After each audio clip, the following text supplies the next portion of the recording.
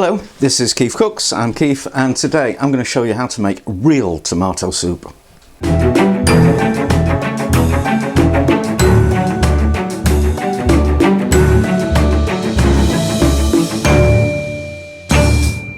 Now, I'm sure we all know and love the tomato soup out of cans made by Mr. Hines and his friends, but it's nothing like the real thing. It's a completely different thing. Real tomato soup, it can be really cheap, it's really easy to make, and it's really worth the effort. So let's do it. So ingredients for the soup: 2 kilos of tomatoes, a good handful of fresh basil leaves, a knob of butter, 2 small onions or 1 medium one, and 500 mils of chicken stock. So first thing to do is peel and chop the onion and lightly saute it in the butter in a little frying pan until they're soft but not coloured.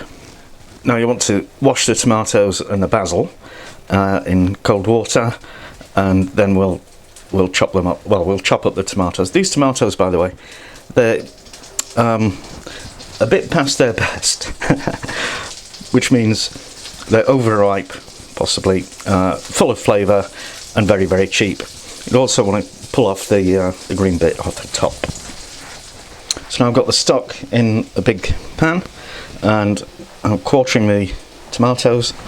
I just pop them in, and the basil just very roughly chop, because all of this will get blended down into a wonderful creamy soup. Right, that's nearly everything in the pan. I'll just add the softened onion,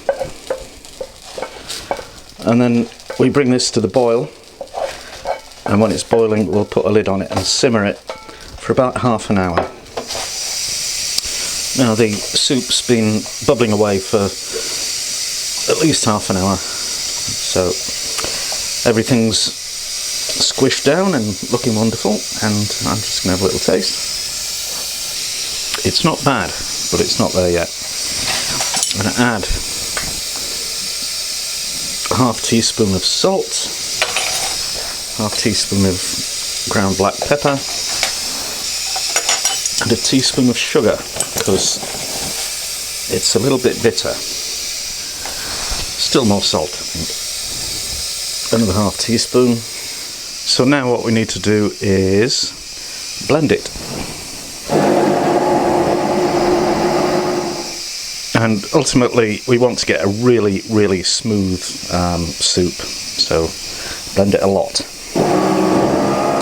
So to get the soup even smoother, I'm going to pass it through a sieve,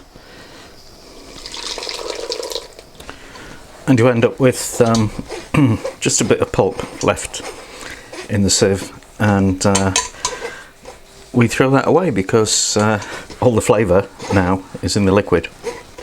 Trust me, I tested it.